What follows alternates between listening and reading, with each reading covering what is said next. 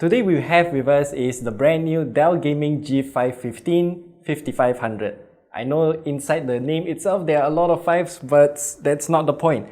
Today, this laptop right here is kind of a budget Alienware. Yeah, I think that's what I'm going to go to call it, because it does have some Alienware features but without the price tag, but it's still kind of premiumly priced for these kind of mid-range gaming laptops. So in today's video, let's take a look at its performance, its design and everything else, because this is quite an interesting laptop. So let's start off with the design. Dell opted for this kind of, I don't know what to call it, it's a bit sparkly. You can see here the Dell logo is shimmering. I don't know what you call this, but I think it's some sort of iridescent kind of looking thing going on here. Dell calls it interstellar black or something like that. I don't know. There are some sort of a stardust effect that goes on around the black parts as well. So if you're looking at different angles, then the reflection will give off a different color. No comment right here, but I'm just glad that the deck itself is not shiny as well. The overall build quality of this laptop, I would say it's mostly made out of plastic, and you can hear very clearly that it's made out of plastic.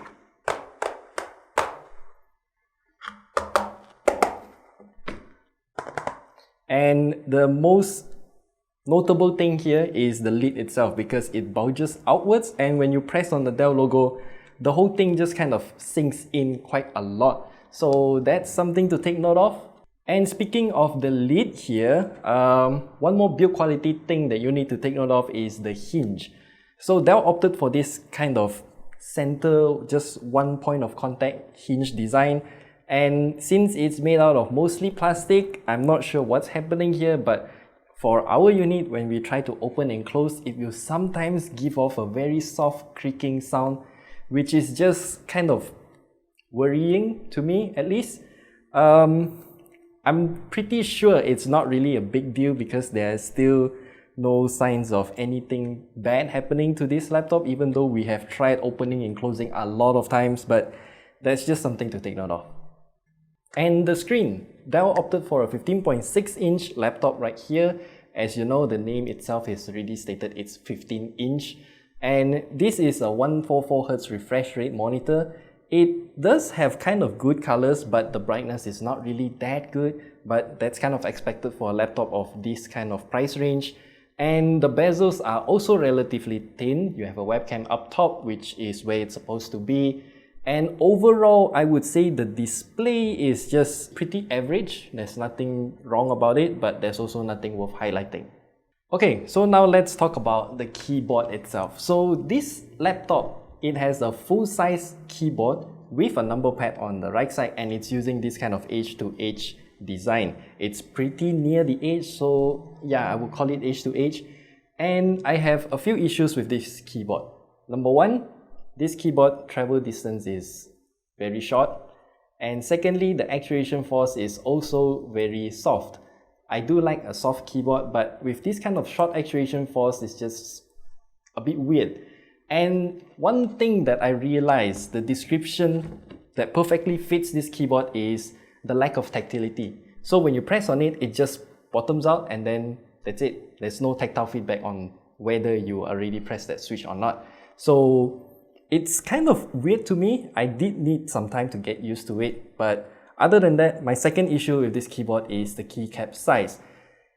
It is smaller than standard laptop keyboards of this size, which I think it's kind of just difficult to get used to. It's definitely not my cup of tea, and it will take quite some time for me to get used to this keyboard. It's not really an easy thing to tell you how it actually affects your typing, but it's something that you can definitely feel. For me personally, my finger is not that slim, so if I put my fingertip on top of the key, I would say a large portion of the keycap has already been covered by just my fingertip. So this means that I have to type very accurately to get my usual typing speed, which again, you definitely need training. And yes, this keyboard does come with a backlight, but it's only a single zone blue color backlight. However, Dell does offer another variant of this keyboard with a 4-zone backlight. You do have to add some cash on top of it, of course, but that depends on your personal preference if you want to opt in for that 4-zone keyboard or not. Okay, now let's talk about the trackpad. So Dell actually makes good trackpads. Using the trackpad by itself, it actually tracks really well. The Windows Precision Trackpad driver means that I can use whatever gestures that I want, but the layout of the trackpad on this laptop is also a bit weird. So if you watch our review of the Acer Nitro 5, which I'll link at the top right corner there, it also has this kind of left bias trackpad. And they're also using this kind of similar edge-to-edge keyboard design, which means that the trackpad will have to shift over to the left by quite a lot. So you won't have much space left for your left hand's wrist rest area, but Dell here made a very good trackpad with good palm rejection, so I don't really feel it hindering my work a lot, but it does feel quite weird to have my palm touching the touchpad most of the time. And another issue that I have with the trackpad is the stiffness. For some reason, it tracks well, but when you start clicking on this trackpad, wow, no, it's just way too stiff. For some reason, you will really have to hammer down the click just to get a click. Okay, and now the performance. Dell obviously advertises this laptop as a gaming laptop, hence the name Dell Gaming G5 5500. That's a lengthy name. Anyway, this laptop here, we have the top spec version, by the way. It comes with a Core i7-10750H, NVIDIA GeForce RTX 2060, 16 gigs of DDR4, 2933 MHz, double 8GB RAM sticks, by the way, and 512 gigs of SSD. So before we show you the benchmark charts, we have to clarify that we are using the high performance power mode that is found in the Alienware command center in this laptop. Yes, that's correct. It uses Alienware command center software. And okay, now for the benchmarks. As you can see here, most of the games can run around 60 FPS, smooth 60 FPS on this laptop itself, which is a very good gaming experience. So the usual story applies. If you want to take advantage of the 144Hz refresh rate screen, you will have to lower down some of your graphical settings. And the temperatures. So the GPU averages at about 80 degrees Celsius, which is very good. But that CPU temperature though, it averages at about 95 degrees Celsius. And sometimes, if the game is CPU intensive or it's just taxing on the CPU quite a lot more, it can reach beyond 100 degrees. Especially in games like Apex Legends, sometimes CSGO, and also Overwatch. Those games are kind of CPU intensive, and it's kind of weird to see the temperature hitting beyond that 3-digit limit. And it's really toasty, but I would say that Dell made this BIOS, I think it's BIOS, it's kind of a bit more aggressive in terms of the CPU governor. So to retain the high CPU clock speed, you have to pump a lot more power in it, and then of course the temperature is gonna go up. So what you get in return is of course higher FPS in those CPU intensive games.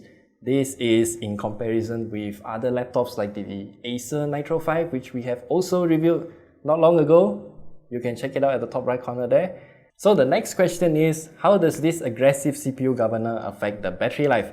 So this Dell Gaming G5 5500 comes with a 64 Wh battery, and throughout my usual usage, it can last for about 4 hours with the RGB at the front turned to 25% brightness at the fastest cycling mode, with the screen at 30% brightness with backlighting on the keyboard turned on.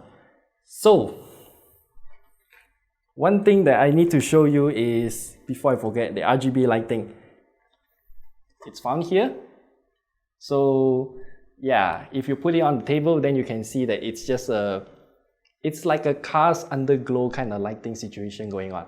That's the best that I can describe it.